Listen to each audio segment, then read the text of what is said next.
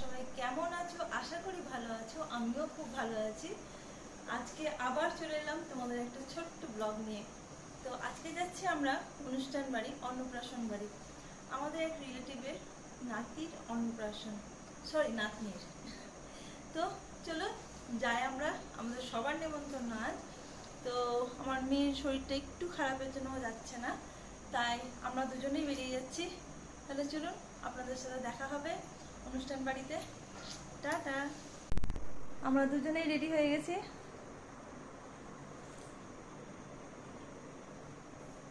তাহলে চলুন যাওয়া যাক।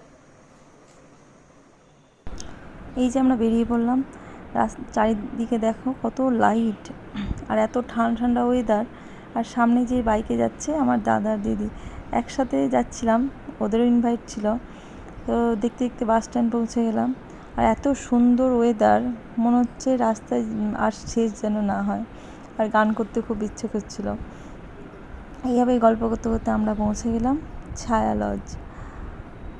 দেখুন কি সুন্দর লজটাকে সাজানো হয়েছে, এদিকে বেলুন টেলুন দিয়ে, ফুল দিয়ে এত সুন্দর করে ডেকোরেশন করেছে, মনে হচ্ছে কতগুলো আমি ছবি তুলব। সামনে গেটের সামনে অনেকগুলো ছবি তুলেছি আমরা।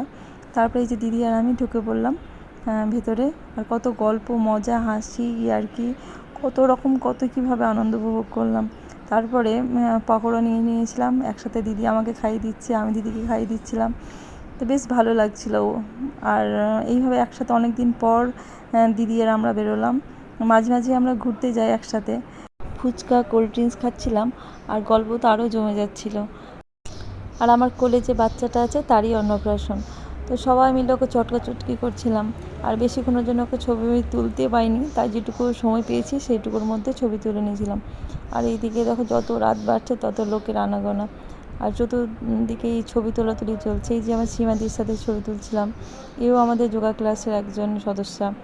তো তার সাথে রিলসও বানিয়েছি, তোমাদেরকে শেয়ার করব। এখানে আমরা সবাই মিলে খেতে বসে গেছিলাম। এদিকে দেখুন সব একে একে খাবার দেওয়া হচ্ছে। কচুরি দিয়ে যেমন চানা মশলা, তেমনি পোলাও দিয়ে পাবদা আর কাতলা মাছের কালিয়া, জমে পুরো ক্ষীর। সবগুলো রান্নাই খুব টেস্টি এবং খুব সুন্দর হয়েছিল।